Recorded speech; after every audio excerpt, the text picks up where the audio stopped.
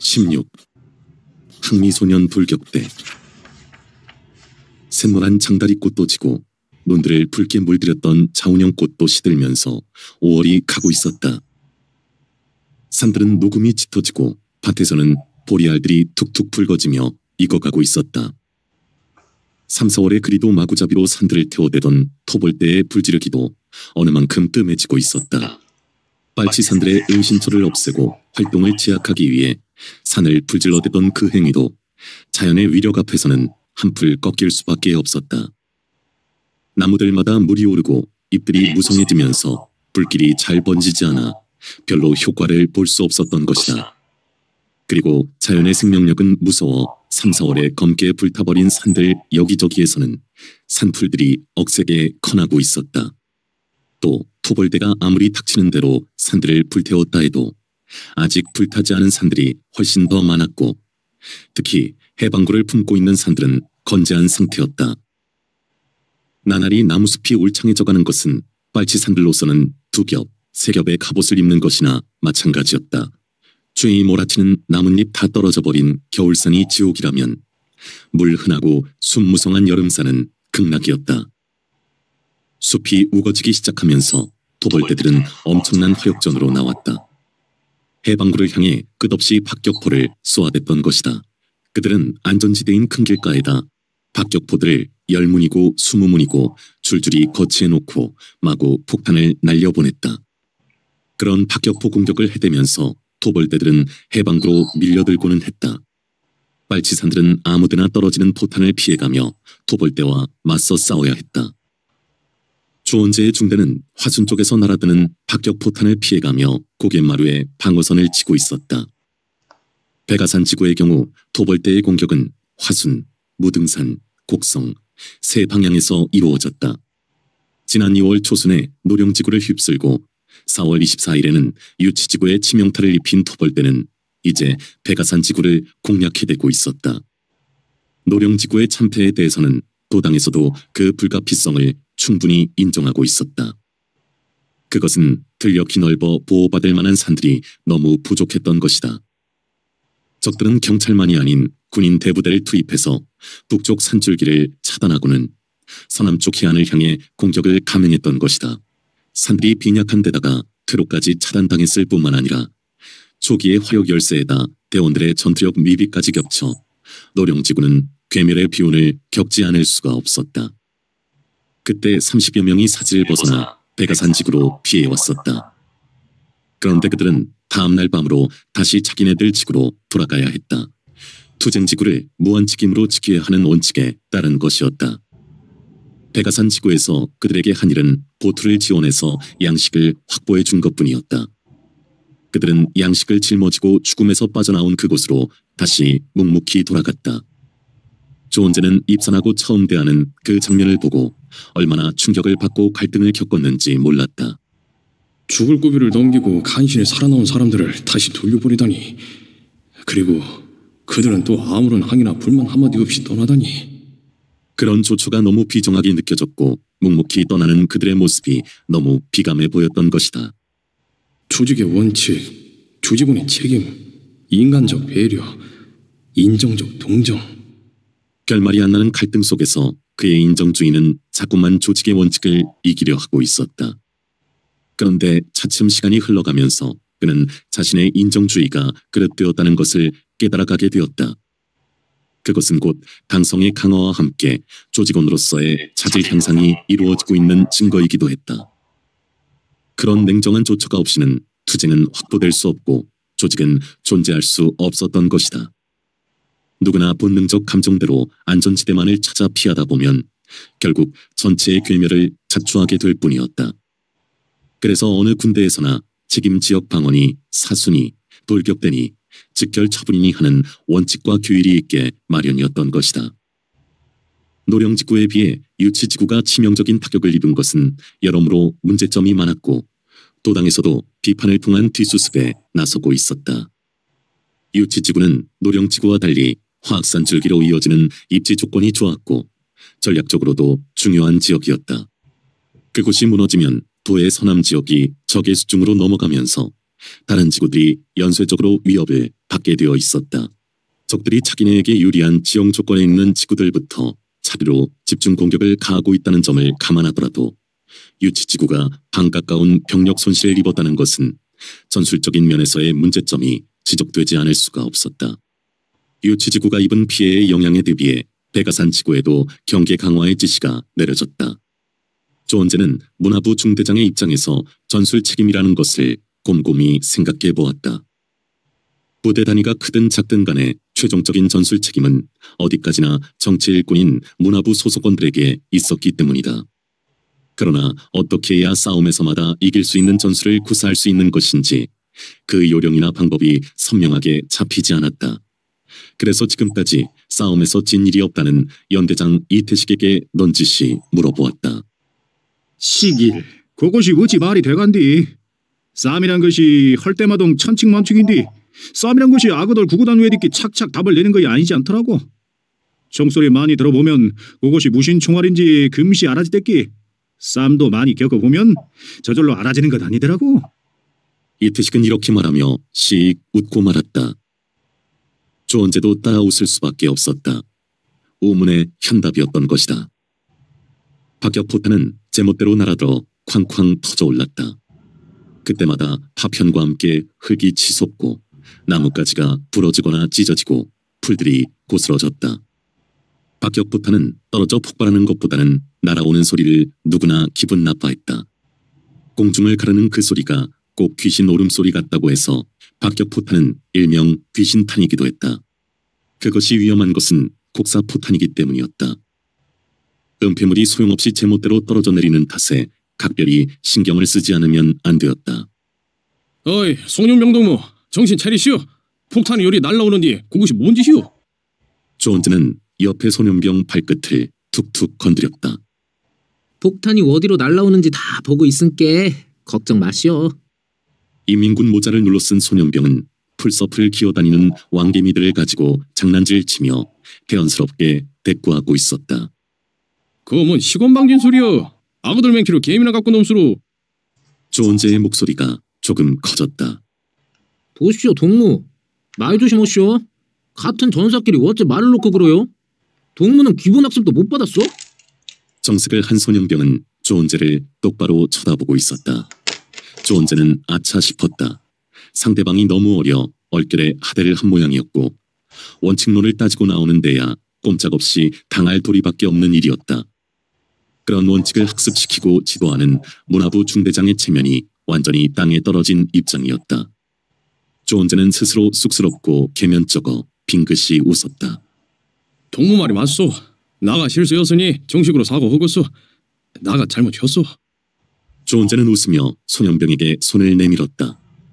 동무의 사과 접수하겠소? 소년병이 손을 맞잡으며 야무지게 말했다. 그 앳된 얼굴에 만족스러운 웃음이 퍼지고 있었다. 조원재는 그 당차고 야무진 태도가 귀엽고 대견스럽기만 했다. 그는 그 소년병의 모습에서 전쟁 전에 서중학교에서 세포책을 했던 자신의 모습을 보고 있었다. 동무, 몇 살 먹었소? 조원재의 묻는 말에 소년병은 입술을 삐죽하며 콧등을 찡그렸다. 어제 답하기가 싫소. 조원재가 웃었다. 일반 전사 동무들은 우리 항미 소년 볼격 때만 보면 자꾸 나이를 물어쌌는데 우리를 애기로 보는 것 같아서 기분이 영 안 좋더라. 오려, 그 기분 알겠소. 박격포탄이 꽤 가까운 뒤쪽에서 터져올랐다. 조원재와 소년병은 반사적으로 몸을 움찔웅크렸다. 그러면서 소년병은 조원재를 향해 천연덕스럽게 웃고 있었다. 앳된 얼굴에 어울리지 않는 그 겁없는 웃음에 조원재는 어이가 없었다. 땅에 베끼면서 쫓아오는 총알이 무섭지. 소리 지르면서 날아가는 총알은 안 무섭겠기. 저리 화통 삶아먹은 소리 지르면서 터지는 폭탄은 겁먹을 것 없어. 우리가 안 맞았은께 소리가 느낀 것인께라. 소년병은 노병 같은 설명까지 하고 있었다.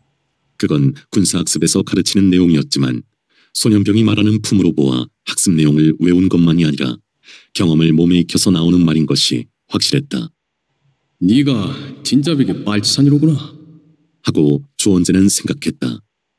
나 나이 알고 잡으요? 소년병이 칼빈총을 바로잡으며 물었다. 조원재는 웃으며 고개를 끄덕였다. 장계 가도 될 15이요? 조원재는 푹 웃음을 터뜨렸다. 어째 웃소? 핵이라고 안 생각 걸 텐께 앞에다 고런 말 아무 쳐도 되겠소. 그런 뜻이구만이라. 소년병이 부끄러운 듯 쿡쿡 웃었다. 근데 말이오, 입사놈서 음니한테 충질었다는 동무가 누구요? 조원재는 목소리를 낮추었다. 그런데 소년병의 얼굴이 싹 굳어지며 조원재를 빤히 쳐다보았다. 조원재는 가슴이 철렁했다. 아차, 이것이 장본인이구나 하는 생각이 머리를 쳤던 것이다. 그러나 다음 순간 소년병의 입에서 나온 말은 그것이 아니었다. 그 동무 전사였소. 에? 언제? 한 달 다 되어가요. 소년병의 눈에 눈물이 번지고 있었다. 두 사람 사이에는 더 말이 없었다. 그 소년을 한번 보고 싶었던 호기심 때문에 꺼냈던 말인데 조원재는 그만 후회하고 있었다. 입산을 말리는 어머니를 쏘고 입산한 그 소년의 이야기는 너무나 유명하게 퍼져 있었고 누구나 한 번쯤 그를 만나보고 싶어 했던 것이다. 화순 분당의 항리소년 돌격대는 30여 명으로 모두가 14~5살에서 16살의 소년들로 이루어져 있었다. 그리고 그들은 하나같이 광부의 아들들이었다. 그들이 그렇게 한 덩어리로 뭉쳐지게 된 사연은 해방 다음 해인 1946년으로 거슬러 올라가야 했다. 그건 다름 아닌 화순 탄광 광부들이 일으킨 생존권 투쟁에서부터 비롯되었다. 해방 1주년 기념식을 겸해 3천여 명의 광부들이 1차로 일어났고 10월 30일 2차로 일어나면서 미 군정에 거듭된 무력 진압으로 광부들이 피를 뿌리며 죽어가게 되었다. 저공 비행으로 위협하고 탱크의 직사포로 위협 사격을 가하며 몰아붙이고 총을 갈겨대서 광주 진입을 막아낸 그 사태에서 공식화된 사상자는 3명에서 5명이었다. 그러나 집계되지 않은 총 맞은 부상자들은 수십 명을 헤아렸다. 그런데 미군의 엄호를 받으며 경찰들이 주모자 색출을 벌이는 바람에 그 부상자들은 치료를 요구한 것이 아니라 오히려 몸을 숨기기에 급급해야 했다.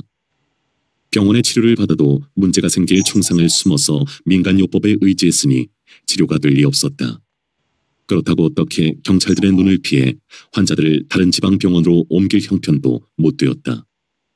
그들은 끼니를 끊을 수가 없어 생존권 투쟁에 나선 사람들이었던 것이다. 부상자들은 하나씩 둘씩 죽어갔다. 날이 갈수록 그 수는 늘어나고 있었다. 그 수가 얼마인지는 정확하지 않은 채 조심스러운 소문으로만 떠돌았다. 그러나 해가 바뀌고 또 바뀌면서 그 소문마저 안개로 쓰러지고 바람에 밀려갔다. 세상을 흔드는 큰일들이 연이어 터지는 데다 제살기에 바쁜 세상 사람들이 그 일을 잊어가는 것은 어쩌면 당연한 일인지도 몰랐다. 그러나 그 일을 가슴에 한으로 심고 그 한을 한숨으로 토해내며 씹고 또 씹는 사람들이 있었다.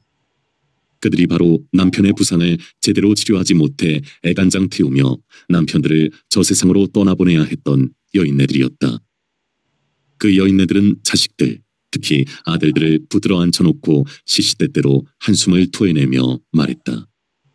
네가 아버지를 죽인 것은 양코백이 미국 놈들이여. 미국 놈들은 우리 왼손께 네가 후자 커서 아버지 왼수를 기어코 갚아야 했어. 여인네들은 그 말을 곱씹으면서 사무치는 한을 달래고 서러운 신세를 이기려 했는지 모르지만 자라나는 소년들의 가슴에는 원한과 복수심이 벽돌로 차곡차곡 쌓일 수밖에 없는 일이었다.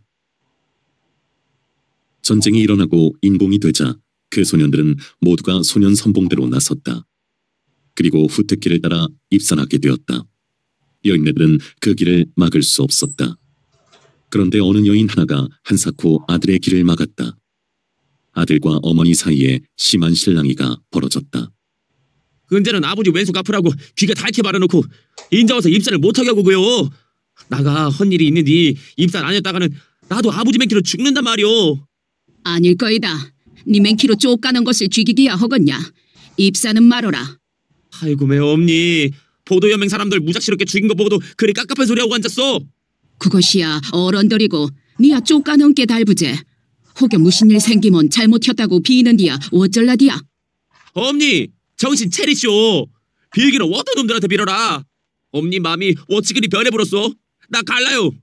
못 간다니까. 여기 놓쇼. 나는 끝까지 싸울 것인게. 반동이고 뭐시고 갈라면 이 MC 죽이고 가거라. 사람 미치게 맹글지 말고 여기 노란 마여라. 여기.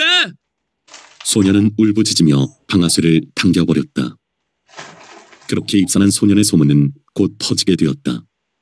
그 소문은 입산한 사람들 모두를 놀라게 했고 도당에서는 그것을 문제 삼기에 이르렀다. 자기 비판 토론에서 소년은 경위를 설명했고 토론을 거쳐 당이 내린 결론은 어머니의 사상적 배신은 잘못된 것이지만 자식으로서 어머니를 살해한 것은 있을 수 없는 일로 진심으로 사죄의 반성을 하라는 결정이 내려졌다. 광부들의 아들이 30여 명 입산하게 됨으로써 총상을 입고 죽어간 사람들의 수가 몇 년이 지나서야 그 윤곽이나마 드러나게 되었다. 도당에서는 그 소년들에게 옷을 잘 해입혔고 나이를 감안해 모두를 가벼운 칼빈총으로 무장시켰다. 그리고 그 부대 이름을 항미소년 돌격대라고 명명했던 것이다. 가까이에서 방울 굴리듯 하는 소리가 맑고 낭낭하게 울렸다. 꾀꼬리 소리였다. 저 잡놈의 새! 소년병이 반사적으로 고개를 뒤로 획 돌리며 내쏘고는 잡것이 포탄 소리도 무서워하들 아니여. 케이! 하며 침을 내뱉었다. 조원재는 옆눈길로 소년병을 지그시 보며 안쓰러워하는 표정을 짓고 있었다.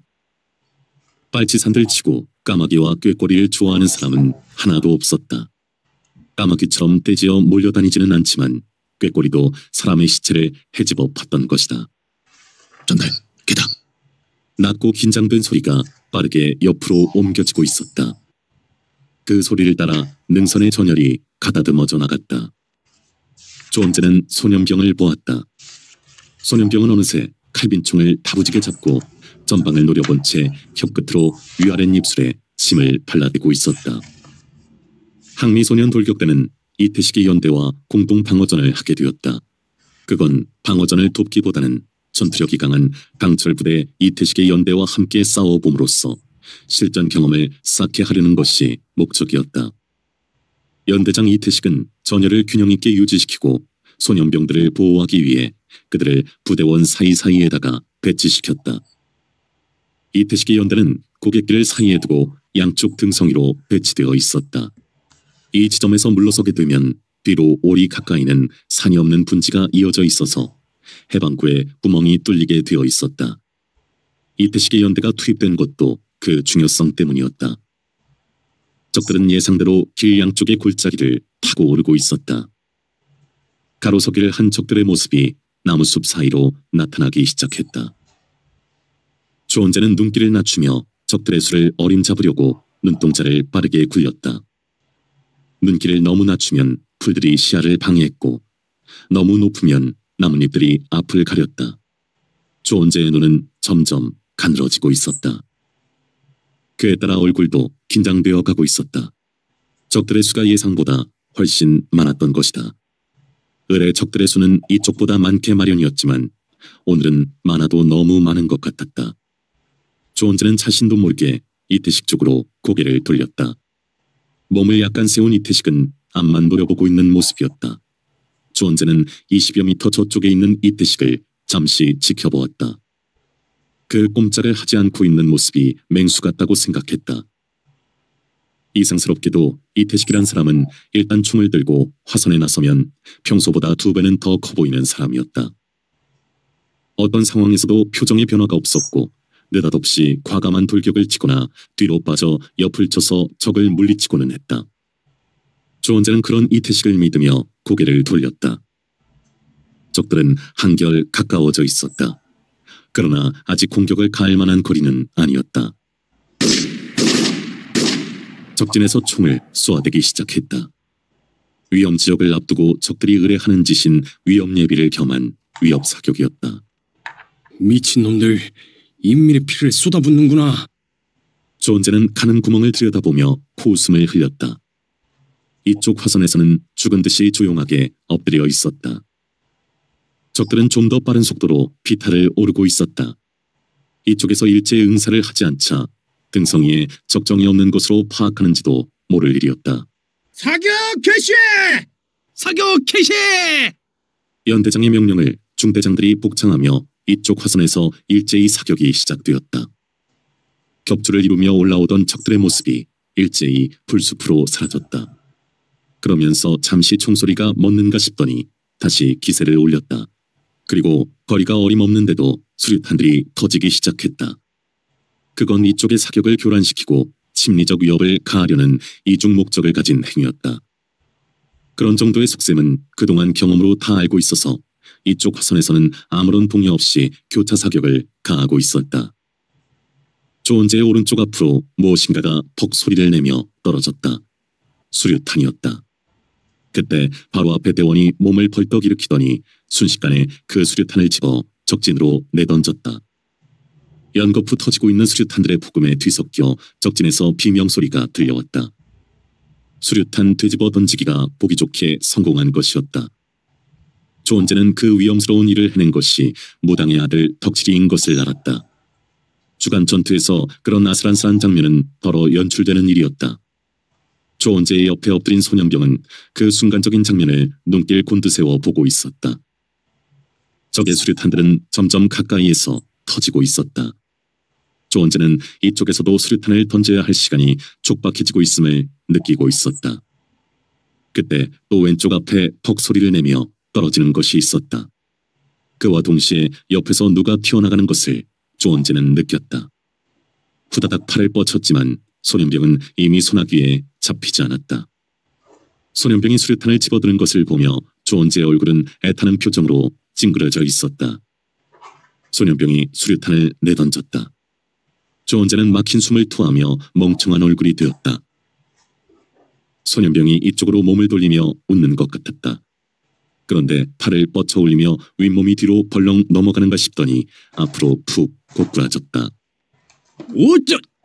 조은재는 짧은 소리를 왈칵 토하며 앞으로 튕겨나갔다. 소년병을 끌어안았다. 소년병의 몸이 축 늘어졌다. 몸을 낮춘 조은재는 소년병을 끌다시피 해서 옮기고 있었다. 그의 주위에 총알이 푹푹 박히며 풀잎들을 찍고 흙을 튕겨 올렸다. 소년병을 제자리로 옮긴 조은재는 그의 등에 뚫린 총구멍을 보았다. 총구멍 주위는 벌써 질척하게 피로 젖어 있었다. 그는 소년병을 바르게 눕혔다. 관통상이었다. 가슴에서는 시뻘건 피가 걷잡을 수 없이 흐르고 있었다. 어찌 해볼 도리가 없었다. 동무! 정신 차리시오! 조은재의 다급한 목소리는 메어들고 있었다. 소년병의 반쯤 뜨인 눈이 조은재를 올려다보았다. 동무, 나 얼른 죽여주시. 나 소년병의 입술이 파르르 경련을 일으켰다. 얼굴은 고통으로 심하게 일그러지고 있었다. 입술을 깨문 조은재는 고개를 내젓고 있었다. 그의 눈은 충혈되며 물기가 번지고 콧날개는 차츰 심하게 실룩이고 있었다. 그는 소년병의 말을 들어줄 수가 없었다. 아무리 가망이 없다고 하지만 그의 고통을 덜어주기 위해 머리에 총을 쏠 수는 없었다. 그런 일을 해본 적이 없었고 소년병을 2번 죽일 수 없었던 것이다. 소년병의 눈이 사르르 감기며 무슨 말을 하는 것 같았다. 조은재는 다급하게 귀를 가까이 갖다 댔다. 언니, 아버지. 소년병의 입에서 흘러나온 가느다란 소리였다. 그리고 소년병의 고개가 옆으로 처졌다. 조은재의 눈에서 눈물이 주르륵 흘러내렸다. 그 즈음 연대장 이태식은 30여 명의 대원들을 이끌고 적진 쪽을 향해 고갯길을 내달리고 있었다. 마침내 이태식 특유의 기습전이 전개되고 있었다.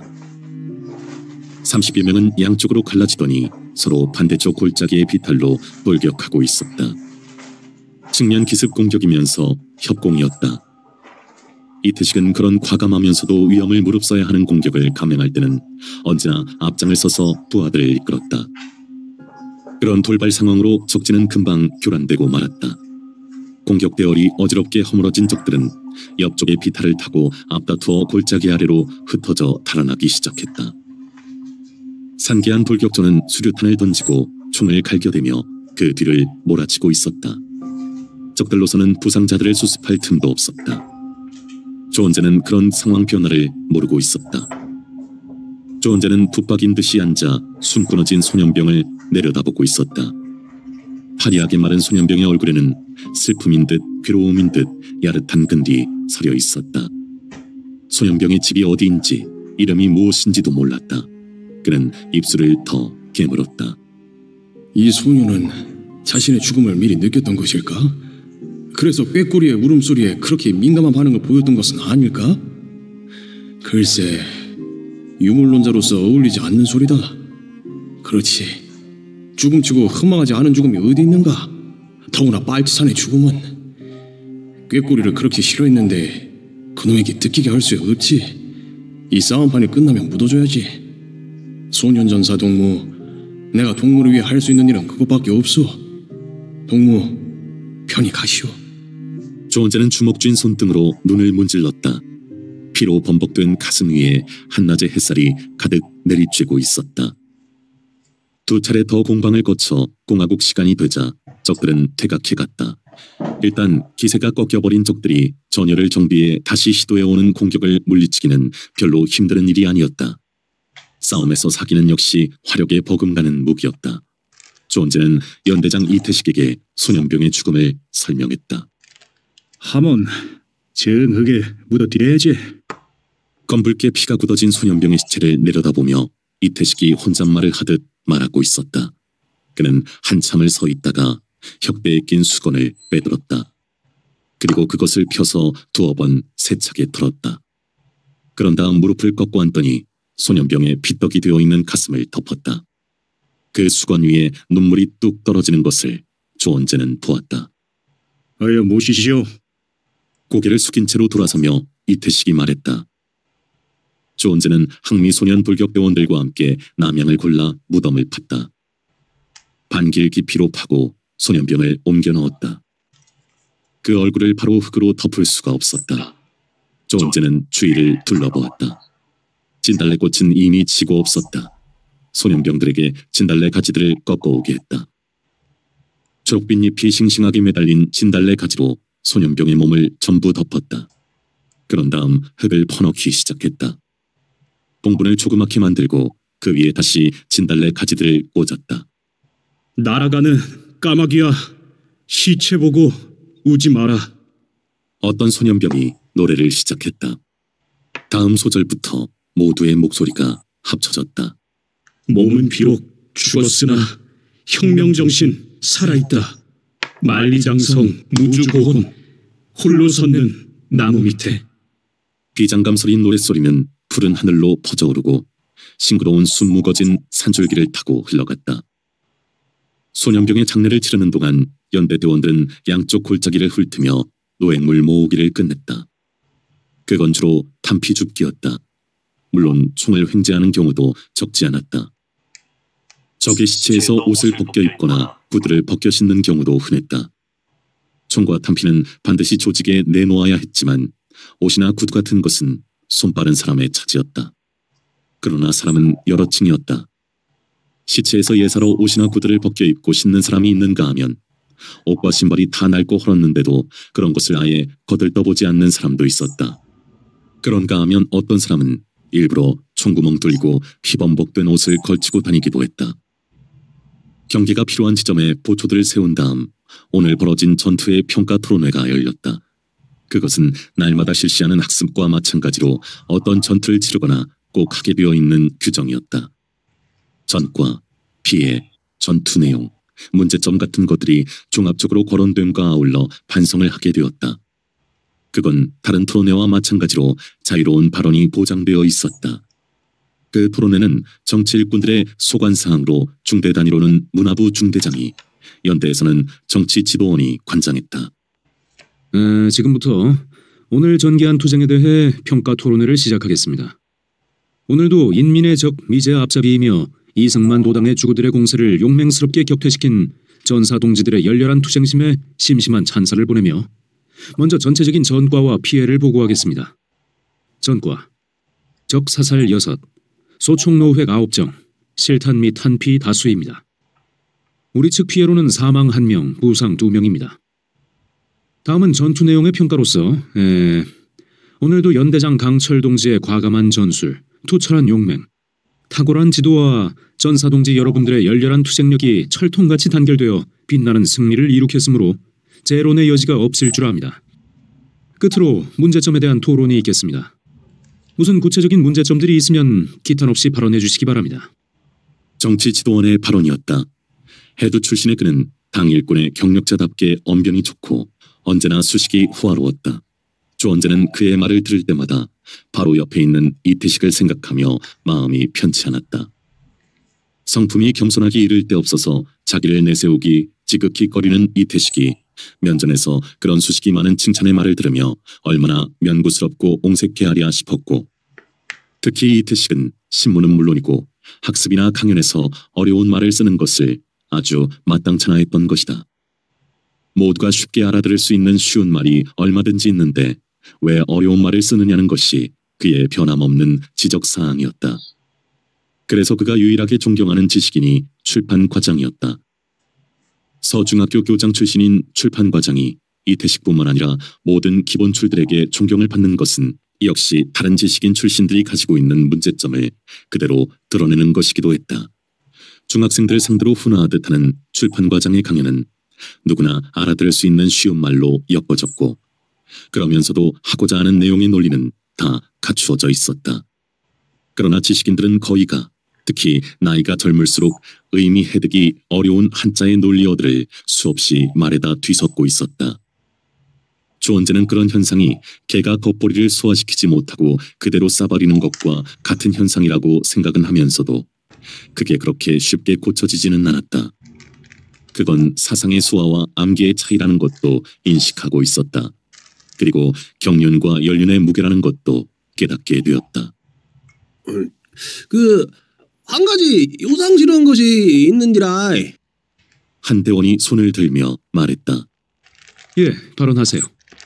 정치 지도원이 손바닥을 펴받치는 손짓으로 발언권을 인정했다. 다른 것이 아니구나. 이 소년병이 수류탄을 되집어 던지다가 총을 맞았다는디 그런 험한 일을 누가 시켰단가요?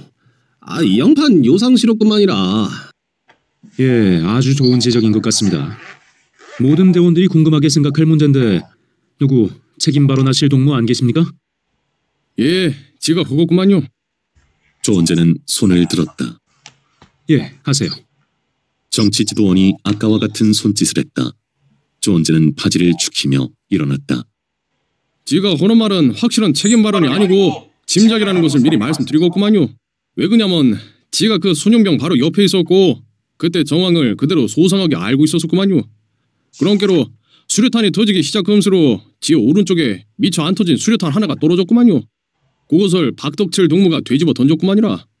근데 얼마 안 있어 또 하나가 왼쪽에 떨어졌구만요. 근데 그 소년병이 눈 깜짝할 새 침이 나갔구만요. 지는 깜짝 놀래 소년병을 잡으려고 손을 뻗쳤는데 때가 늦어 부러져라. 그 소년병은 수류탄을 뒤집어 던지기는 했는데 돌아서다가 그만 총에 맞고 말았구만요. 제 생각으로는 그 소년병이 박덕칠 동무가 하는 것을 보고 자기도 그런 용맹실현 투쟁을 해보려고 한 것 같구만이라. 그때 번대치트기 흔 형편에 누가 수류탄을 뒤집어 던져라 어쩌라 할 틈새가 없었던 것만은 분명하니까요. 예, 조 지도원 동무의 발언에 질문 있으신 동지들 계시면 하십시오. 모두들 고개를 끄덕일 뿐 말이 없었다. 예, 조 지도원 동무의 발언이 매우 정확한 것 같습니다. 소년 전사의 영웅적이고 희생적 투쟁에 대해 모두 납득이 되셨으면 다음 문제로 넘어가기로 하겠습니다. 지도원 동지! 한 대원이 손을 들어 올렸다. 발언하세요. 아까 지도원 동지께서 사살이 6이라고 발표하셨는데 진짜로는 사살이 5이고 부상이 하나였구만이라. 그런데 우리 대원들 중에서 그 부상들을 보고하지도 않고 찔러 죽였구만요. 보고도 없이 뭐대로 그런 짓거리 못하게 되어 있고 아무리 적이라도 그런 그 대원은 무슨 말인가가 생각나지 않는지 머리를 갸웃거리며 말을 되씹고 있었다. 잔혹행위요? 정치 지도원이 말을 거들었다. 그래라 잔혹행위. 그 대원은 자기 머리를 툭 쳤고 대원들 사이에서 쿡쿡거리는 웃음이 터지고는 그런 잔혹행위를 금하고 있는데 그런 짓을 해서 되겠는 게라? 대원의 목소리에서는 열기가 묻어나고 있었다. 그 대원이 잔 하며 더듬을 때 아마 잔혹한 행위일 거라고 조원재는 생각했고 대원들의 웃음을 따라 그도 빙긋이 웃고 있었던 것이다. 대원들은 학습에서 배운 말들을 어떻게 해서든 써먹으려고 노력했으므로 토론에서 그런 일은 흔하게 벌어지는 부담 없는 웃음거리였다. 그런데 그 대원의 발언을 듣고 조원재는 웃음이 가시는 것을 느꼈다. 토론회는 자기 비판으로 바뀌고 있었고 그 대상자로 문득 떠오르는 얼굴이 있었던 것이다. 그 동무가 누구요? 지적하시오. 정치지도원이 엄하게 말했다. 그때 한 사람이 엉거주춤 일어서고 있었다. 조원재는 가슴이 철렁하는 것을 느꼈다. 그는 예상대로 배점돌이었던 것이다.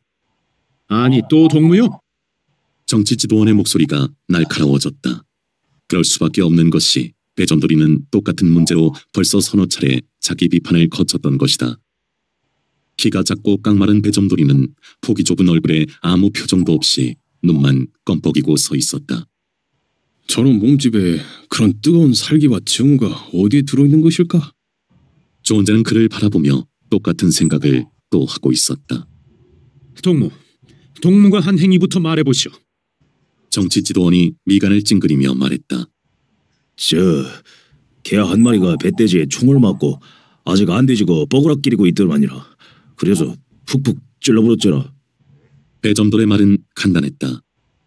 그래서는 안 된다는 규칙을 아니, 잊었소? 아니어라. 그런데 왜 그런 짓을 했소? 그전까지는 총총하니 안 잊어버렸는데 그 개를 보자 정신이 깜빡 혀뿌렸구만이라. 아니 그걸 말이라고 하는 거요? 정치지도원이 버럭 소리를 질렀다. 사실이 그런데 어쩔 것이오? 배점돌은 여전히 표정 없는 얼굴로 눈만 껌뻑이고 있었다. 저 눈이 예사 사람들하고는 달라. 그건 일종의 정신질환일 거야. 그를 저런 식으로 몰아대서는 안 된다고 조원재는 생각했다. 여그 발언이구만요. 조원재는 손을 들었다.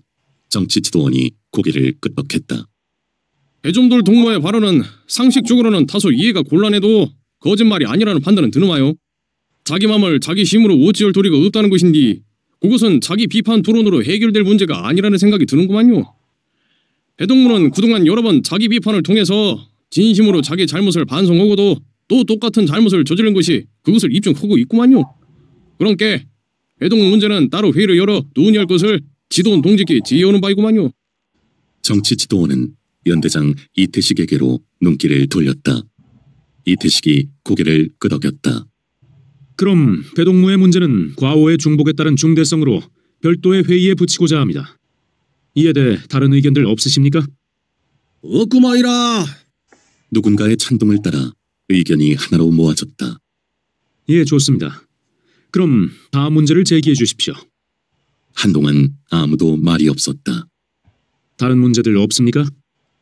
야, 인자 된 상식구마이라. 정치지도원이 대원들을 둘러보며 입을 열었다. 그럼 이것으로 오늘의 토론회를 마치고자 합니다. 배점돌이는 여기저기 눈치를 살피며 자리에 앉고 있었다. 조원재는 그런 배점들을 바라보며 참 안 됐다는 생각을 하고 있었다. 자신은 다른 대원들에 비해 배점들의 과거를 비교적 소상하게 아는 편이었다. 언젠가 그의 잔혹행위에 대해 개인적으로 타이른 일이 있었는데 그때 그가 자기 자신에 대해 하는 이야기를 들었던 것이다. 배점돌이라는 이름에서 드러나듯이 그는 계급적으로 하층에 속하는 머슴 출신이었다. 그의 아버지 또한 평생을 머슴 노릇으로 보낸 사람이었다. 그는 6살 때부터 어머니 없이 자라났다. 집주인이 어머니를 범했고 그 사실이 드러나자 목을 맨 것이다. 어머니는 반은 아버지한테 맞아 죽고 반은 목매 죽은 것이라고 그는 말했다. 어머니는 죽었어도 집주인은 끄떡없었고 아버지는 머슴 노릇을 옮겨 앉아야 했다. 그는 술이 과해진 아버지가 떠미는 대로 10살 때 꼴머슴 노릇부터 시작했다. 15살부터 세경을 받게 되고 20살이 넘어도 어머니의 억울한 죽음은 잊혀지지 않았다. 장가를 갖지 않은 것도 자기 마누라도 어머니 같은 꼴을 당해 죽을 것 같았기 때문이었다. 25가지 충각으로 해방을 맞이했다. 머슴살이 면할 수 있는 공평한 세상이 온다는 말에 귀가 트였고 다음해 11월에 농민 시위에 휩쓸리게 되었다. 한번 생각을 바꾸고 나서 그의 가슴에서는 불길이 훨훨 타올랐다. 그동안 가슴 깊이 억눌러왔던 어머니를 결국 죽게 만든 집주인에 대한 증오가 뜨거운 불길로 변했고 그 불길은 다시 지주라는 것들에게로 번져나갔다.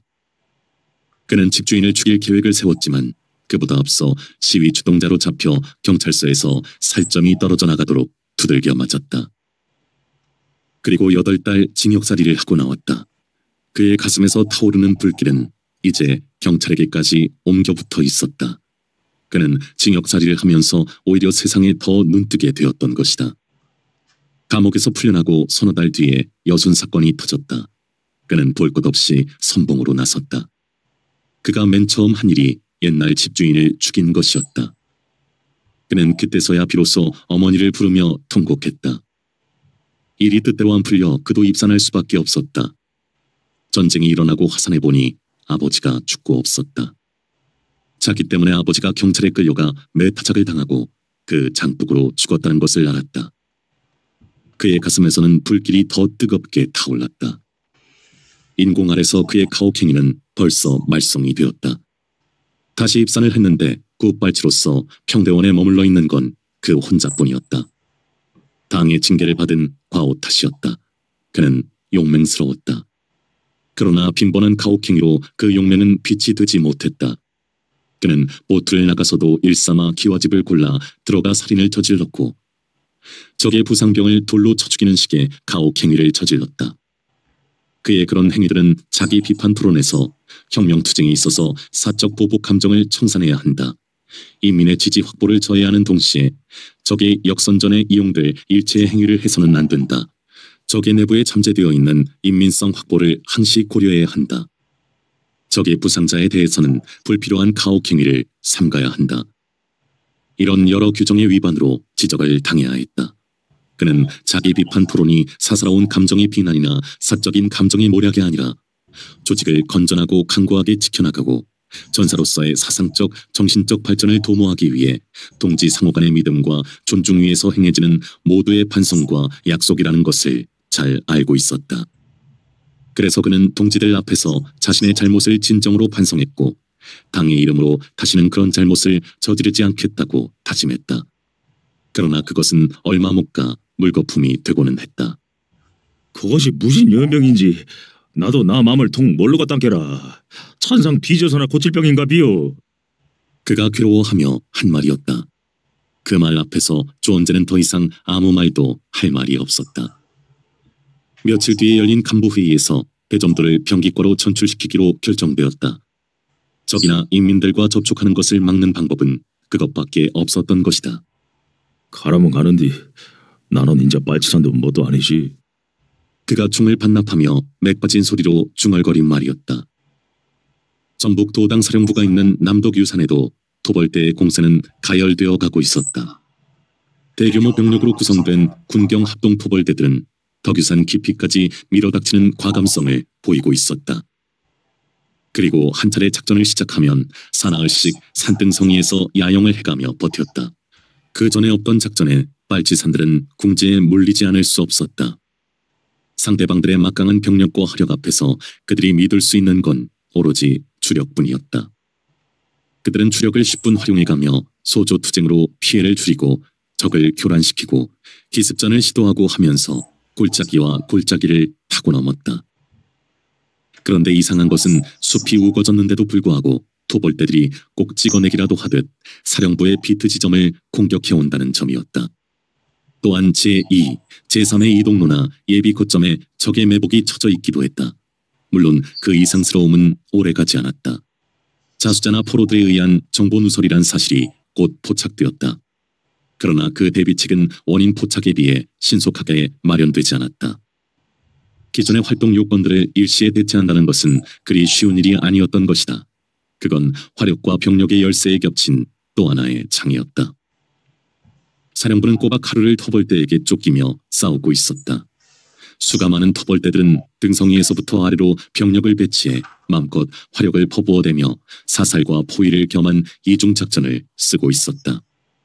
사령부 병력들은 소조로 분산되어 포위를 예방하면서 최소 단위로 편성된 돌격대들이 여기저기서 기습 반격을 가해 적의 추격을 둔화시키고는 했다. 돌격대들은 이쪽 숲속에서 불쑥 나타나며 총을 갈겨대고는 금세 모습을 감추기도 했고 저쪽 바위 뒤에서 불쑥 나타나 노래를 불러대다가 어디론가 사라져버리기도 했다. 그러면 토벌대들의 화력이 그쪽으로 집중되면서 추격이 주춤해지고는 했다. 빨치산들은 마치 무슨 놀이라도 하는 것 같았고 토벌대들은 길을 썼지만 그들의 잽싼 주력을 따라잡을 수가 없었다. 평균 보통 사람의 3배 빠르기인 그들의 주력은 적과 싸움이 붙으면서 더욱 빨라져 있었던 것이다. 그 작전은 도당위원장이면서 사령관인 방준표가 직접 지휘하고 있었다.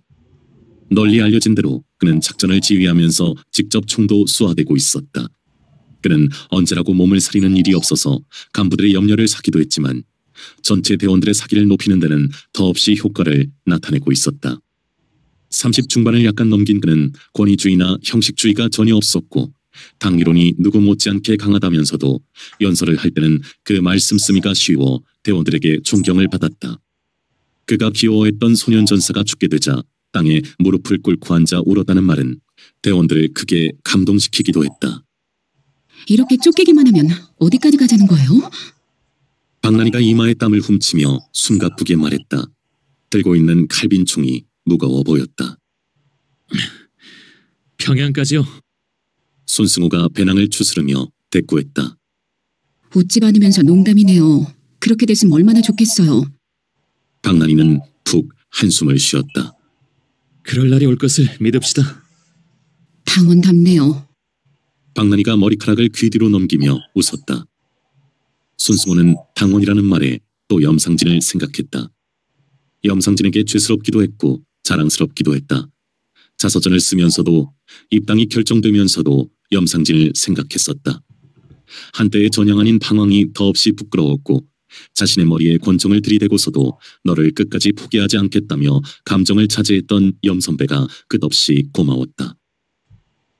염선배의 그 초인적인 인내 앞에 비로소 떳떳하게 설 수 있을 것 같았고 사과다운 사과도 할 수 있을 것 같았다.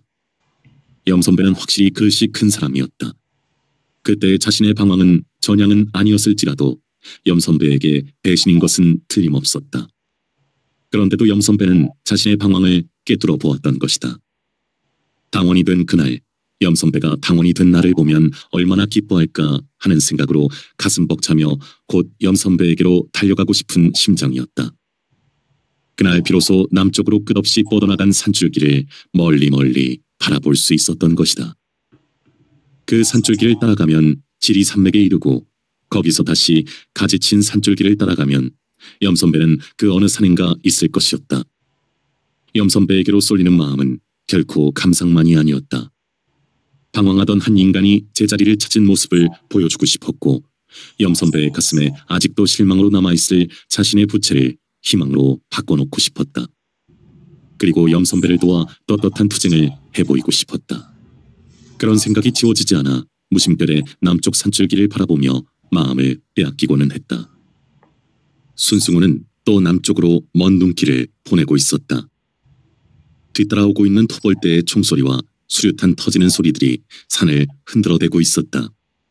산이 깊어 그 소리들은 겹겹의 메아리로 긴 꼬리를 끌며 울려가고 있었다. 원수와 더불어 싸워서 죽은 우리의 죽음을 슬퍼 말하라. 왼쪽에서 목청 높여 불러대는 돌격대의 인민 한쟁가였다. 바위에 올라서서 총을 흔들어대며 노래를 부르는 그 두려움 없는 모습을 멀찍이 바라보며 손승우는 낮은 소리로 노래를 따라 부르고 있었다. 태백산맥에 눈 날린다. 총을 메어라. 출진이다. 오른쪽에서 들려오는 빨치산의 노래였다. 그쪽에서 수류탄 서너 개가 연거푸 터져 올랐다. 수류탄이 빗살들을 뻗쳐올리며 터질 때마다 무성한 나뭇잎들이 폭풍에 어지럽게 휩쓸리고 가지가 부러져 처져내리기도 했다. 그러나 돌격대가 있는 곳까지는 어림없이 멀었다. 손승우는 그 광경을 바라보며 피식 웃었다. 토벌대는 시료를 위한 공격을 하는 것이 아니라 화풀이를 하고 있었다.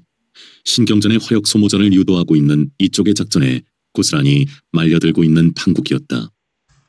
손동무, 출발이에요. 박란희의 말에 손승호는 총을 두 손으로 잡으며 소나기에 힘을 주었다. 정말 이렇게 어디까지 가려나 하는 생각이 들었다. 손승호는 그러나 다 알아서 하겠지 하는 생각을 했다. 그건 위원장에 대한 신뢰였다. 위원장이 아무 계획도 없이 무작정 쫓길 리가 없었던 것이다. 손승호는 자신이 전혀 예기치 않은 상태에서 당원이 되었다. 손형, 당원이 되시는 게 어때요? 어느 날 박두병이 굳이 손형이라고 호칭하며 넌지시 말을 꺼냈던 것이다. 그 호칭이 전부 그랬던 것처럼 그 입당 권유가 사무적 용건만은 아니라는 의미를 나타내고 있었다. 제가 무슨 자격이 있을는지요? 손승호는 이 말을 겸손한 예의를 갖추려고 한 것만은 아니었다. 자신이 한때 흔들렸던 시기가 자격지심으로 작용하고 있었던 것이다. 그러나 한편으로는 당원이 되고자 하는 욕구가 소학교 쪽에 상을 타고 싶었던 심정처럼 마음속에 도사리고 있기도 했다. 산생활이 어려울수록 이상하게도 그 욕구는 커지고 있었던 것이다. 손형 정도의 경력과 능력이라면 모자람이 없지요. 마음의 준비가 돼 있으면 제가 추천을 하지요. 박두병의 적극적인 말이 자신의 심적 부담을 덜어주고 있었다. 예, 그래 주시면 더 없는 영광이겠습니다만. 알겠습니다. 남은 추천인 한 명도 제가 물색할 테니 손형은 자서전 준비를 하시지요. 그건 예, 말씀하십시오. 다름이 아니라 거리가 좀 떨어져 있기는 하지만 소뚜껑 동무라고 그 동무의 추천을 받았으면 하는데요. 아, 그 영웅적으로 투쟁하고 있는 회문산 쪽 중대장 동무를 말하는군요. 그거 아주 좋은 생각입니다. 그래서 손승호는 그동안 중대장으로 직위가 바뀐 소뚜껑의 추천을 받게 되었다. 소뚜껑은 자기 같은 사람을 잊지 않고 추천인으로 삼아주어 영광스럽고 고맙다는 내용의 편지를 보내왔다. 손승호는 그야말로 죽이기 전도된 그 편지를 보고 또 먼 하늘을 바라보았던 것이다. 그는 하는 언행마다 눈물겨운 사람이었다. 손승호는 자서전을 쓰면서 자신이 사상적 방황을 했던 대목에 이르러 많은 갈등과 괴로움을 겪어야 했다. 그건 한마디로 간추리면 그때의 사실 써야 할 것인가 말아야 할 것인가 하는 것이었다. 있었던 그대로 쓰자니 흠집이었고 어물거려 건너뛰자니 시간적 공백이 생겼고 미온적으로 활동한 것으로 적자니 거짓말이었다. 자서전이란 거짓이나 허위 조작이 없는 진실된 자기 진술이었다. 곧 자기 자신을 당 앞에 세워놓고 자기 양심의 거울로 자기 스스로를 비추는 일이었다. 조직은 가시적 투쟁을 바탕 삼은 전적인 신뢰로서 자서전을 쓰게 하고 있었다. 그건 의심이나 조사가 목적이 아니라 조직이 파악하고 있지 못한 그 이전의 경력을 소상하게 알게 됨으로써 조직원으로서의 신뢰성을 더 넓고 두텁게 하려는 것이 자서전 쓰기였다. 그 원칙에 충실해서 있는 대로 쓰려는 마음과 그것을 거부하여 적당히 얼버무려 넘기려는 마음과 아예 흠집을 남기지 않으려고 조작을 하려는 마음과 그 세 가지가 뒤엉켜 씨름판을 벌이고 있었다. 손승호는 연필을 멈추고 꼬박 하루를 씨름판의 심판을 보아야 했다. 새 씨름꾼은 승부를 가리기 어렵게 엎치락 뒤치락거렸다. 손승호는 결국 밤하늘의 별을 바라보며 승부를 가리게 되었다. 첫 번째 마음의 승리였다. 그 대목 때문에 당원이 못 된다면 그건 당연한 일이라는 생각으로 내린 결정이었다. 비온 뒤에 땅이 더 굳어지는 건 아니던가요? 입당이 결정된 다음 그 대목에 대해서 박두병이 나타난 반응이었다. 그 대목을 꾸미지 않은 것이 손동무의 오늘날의 당성이 얼마나 견고한가를 입증한 것 아닙니까? 박두병이 이어서 한 말이었다. 마침내 사령부 병력은 한 지점에서 발길을 멈추게 되었다. 그 지점에는 다른 지구의 병력이 대기하고 있었다. 그때서야 대원들은 지금까지 산을 몇 개 넘어온 것이 쫓긴 것이 아니라 유인 작전이었던 것을 알게 되었다. 한바탕 싸움을 벌이기 위해 사령부와 지구 병력은 신속하게 전열을 갖추었다. 서쪽 산들이 제 그림자에 가려 회색빛으로 가라앉고 있었고 반대로 동쪽 산들은 석양빛을 받아 초록빛 녹음으로 붉은 색조와 어우러지면서 환상적으로 드러나 있었다. 치열한 접전이 시작되었다. 사령부 병력은 이제 누구 하나 전투에 가담하지 않은 사람이 없었다. 밀고 밀리는 싸움이 2시간 이상 계속되었다. 전투가 치열한 만큼 양쪽의 피해도 속출하고 있었다. 어두워지기 시작하면서 토벌대는 뒤로 물러서며 공격을 방어로 바꾸고 있었다. 그럴 수밖에 없는 것이 상대방들이 어둠을 타고 우회 공격을 가하는 새로운 전법으로 나오면서 피해가 급증했던 것이다. 손수구 동무 어디서? 손수구 동무! 숨을 헐떡이는 다급한 목소리가 외치고 있었다. 저 짝으로 가보시오, 저 짝. 누군가의 응답이었다. 손수구 동무가 누구요? 손수구 동무! 총을 든 사내가 뛰면서 소리치고 있었다. 총을 겨누고 있던 손승호는 옆에 박난이에게 물었다. 혹시 누가 날 부르는 것 같지 않소? 글쎄요. 저쪽에서 그런 소리가 들리는 것도 같았어요. 박난이가 큰 눈을 깜빡거렸다. 손승호 동무 어딨어? 손승호 동무! 숨가쁜 외침은 또렷하게 들려왔다. 손승호는 몸을 일으키며 소리쳤다. 나요! 여기 있어! 그는 손을 들어 보였다. 한 사내가 이쪽으로 헐레벌떡 뛰어오고 있었다. 손승호 동무요? 입술이 바싹 탄 사내가 물었다. 예, 손승호요. 손승호는 대답하며 상대방을 주시했다. 그러나 모르는 얼굴이었다. 대하소, 갑시다 싸게. 사내는 다짜고짜 손승호의 소매를 덥석 잡더니 끌어댔다. 누군데 대체 무슨 일이오? 손승호는 아무것도 짚히는 것이 없는 채 팔을 뒤로 끌어당겼다. 예, 그 받아본 게 나 김두집이라고 한디 소뚜껑 동무 아시잖아. 예? 무슨 일 생겼어? 불길한 충격에 부딪히며 손승호의 입에서 터져나온 소리였다. 그리고 그때서야 소뚜껑의 부대가 합세했다는 것을 알았다. 큰탈 앞으로서 사내의 얼굴이 일그러졌다. 어떻게 했어? 손승호의 목소리가 뜨거웠다. 아이고, 한시가 급해요. 감시를 이어갑시다. 사내의 얼굴이 울상이 되었다. 알겠어. 잠깐 기다리시오. 손승호는 중대장의 허락을 받고 사내를 따라 나섰다. 어디를 다쳤어? 수류탄 맞아 불었어. 뭐라고요? 손승호는 빠른 걸음을 주춤 멈춰서듯 했다. 충격이 심했고 땅이 기우뚱할 정도로 현기증이 일어났던 것이다. 총을 맞은 줄 알았지만 수류탄을 맞았으리라고는 생각조차 못했던 것이다. 수류탄을 맞고 살아날 가망은 거의 없는 일이었다. 얼마나 다쳤어? 손승호는 사내보다 걸음을 빨리하며 물었다. 가망이 없어. 배가 터졌은께. 손승호는 입술을 깨물었다. 금방 목이 꽉 막혀 올랐다. 도무지 믿을 수가 없는 일이었다. 그리도 몸이 날쌔고 육감이 빠른 사람이 총알이 아니고 수류탄을 맞다니. 대체 어쩌다가 그리 됐어? 금매 말이오. 워든 얼빈이가 생선을 잡은 것이잖아. 사내는 한숨을 푹 쉬고는 수류탄이 옆에 떨어진 줄도 모르고 총질하고 있는 동무를 구하려다가 배랑 맞아 불었잖아.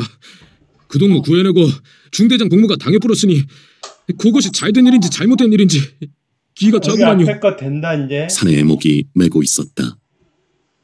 손승호의 의식 속에서는 사내가 말한 장면이 환하게 떠오르고 있었다. 그의 걸음은 더욱 빨라져 뛰다시피 하고 있었다. 복부가 터져 창자가 흘러나온 소뚜껑은 대원들에게 둘러싸여 있었다.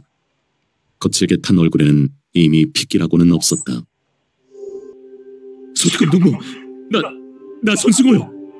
손승호는 소뚜껑의 손을 두 손으로 감싸 잡으며 울음을 토하듯 했다. 여전히 두껍고 거칠고 투박하고 큰 소뚜껑의 손에도 온기가 흐렸다. 손동무 오셨구만이라. 소뚜껑은 희미하게 웃음을 떠올리고는 나가 눈 감기 전에 보고 잡아서 요리 손동무를 보고 죽은 게 언이 없어. 손동무 언이 저 시상에 가서도 안 잊어볼 것이요. 요 만년필 인자 나가 손동무 주고 잡어요. 그가 간신히 들어올렸다가 도로 떨어뜨려버린 손에는 만년필이 꼭 쥐어져 있었다. 소뚜껑 동무. 손승호는 허리를 굽히며 감싸잡고 있던 소뚜껑의 손을 자기의 이마에 댔다. 그가 소뚜껑을 부르는 소리는 그대로 울음이었다. 동무들하고 한끈에 해방을 꼭 보고 잡았는데. 소뚜껑의 목소리가 약간 커졌다. 손승호는 허리를 펴고 소뚜껑을 내려다보았다. 나가 먼청 감서 만세나 불름서 갈란께 동무들도 한권에 따라서 오면 좋겠어. 둘러선 대원들이 모두 고개를 끄덕였고 서너 사람이 소리내서 대답했다. 소뚜껑의 얼굴에 웃음이 피어났다. 그리고 턱이 약간 들리는가 싶더니 눈을 부릅뜨며 소리쳤다. 공화국 만세! 공화국 만세! 모두가 어두워가는 속에서 합창을 했다. 인민 만세! 인민 만세! 공화국 만세! 공화국 만세! 인민 만세! 인민 만세! 한 번으로 그친 것이 아니라 3번이 넘게 되자 손승호는 자기도 모르게 그것을 따라서 세고 있었다. 공화국 만세! 공화국 만세! 인민 만세! 인민 만세! 공화국 만세! 공화국 만세! 인민 만세! 인민 만세! 8번째에 이르러 목소리에서 기운이 빠지면서 소리도 낮아졌다. 공화국 만세! 공화국 만세! 인민 만세! 인민 만세! 공화국 만세! 공화국 만세! 인민 만세! 인민 만세! 12번째가 되어 목소리는 더욱 맥을 잃고 가라앉았다. 그러나 대원들의 합창은 갈수록 커지고 있었다. 공화국 만세! 공화국 만세! 인민 만세! 인민 만세! 공화국 만세! 그의 목소리가 더욱 잦아들면서 뒷소리는 나오지 않고 입술만 움직이고 있었다. 그러나 날이 어두워 대원들에게는 경련과 함께 달싹이는 입술 모양이 보이지 않았다. 대원들은 그런 것을 다 안다는 듯 목매는 소리로 줄기차게 합창하고 있었다. 인민 만세! 공화국 만세! 17번째가 끝났다. 그리고 소뚜껑의 입에서는 더는 아무 소리도 나오지 않았다. 그의 넋을 실어가듯 어둠 속에서 산바람이 불어왔고 먼 하늘에는 별들이 돋아나고 있었다.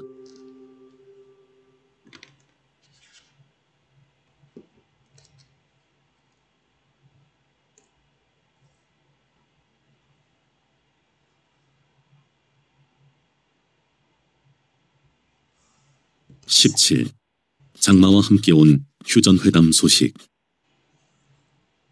눈보리에 이어 밭보리를 베내기도 바쁘고 타작하기도 바빴다. 계속 공격을 받으면서도 견고하게 해방구를 지키고 있는 백아산 지구에서는 작년 가을에 그랬던 것처럼 대원들이 교대로 농사일을 거들고 있었다. 2월부터 시작되었던 굶주림에서 벗어나게 되어 농민들이나 대원들이나 일손에 신명이 붙고 있었다. 조계산 지구에서도 싸움이 없는 날이면 구역별로 농사일에 나섰다. 대원들 중에 농민들이 워낙 많아서 농사일을 거두는 것은 무척 효과적이었다. 그리고 대원들도 향수에 젖어들며 즐거운 마음으로 일을 해냈다. 농사일을 거두는 것도 인민을 위한 투쟁의 하나였다. 당의 입장에서는 인민에 대한 봉사는 곧 인민의 지지 확보였으며 또한 이할 오부의 세금을 징수하는 데 떳떳할 수 있는 일이었다. 해방구 사람들의 입장에서는 아무런 도움을 받지 못해도 세금을 내야 할 판인데 도움을 받아가며 세금을 내는 것이니 그보다 더 좋은 일이 없었다. 천전바구의 중대는 보이배기에 나서고 있었다.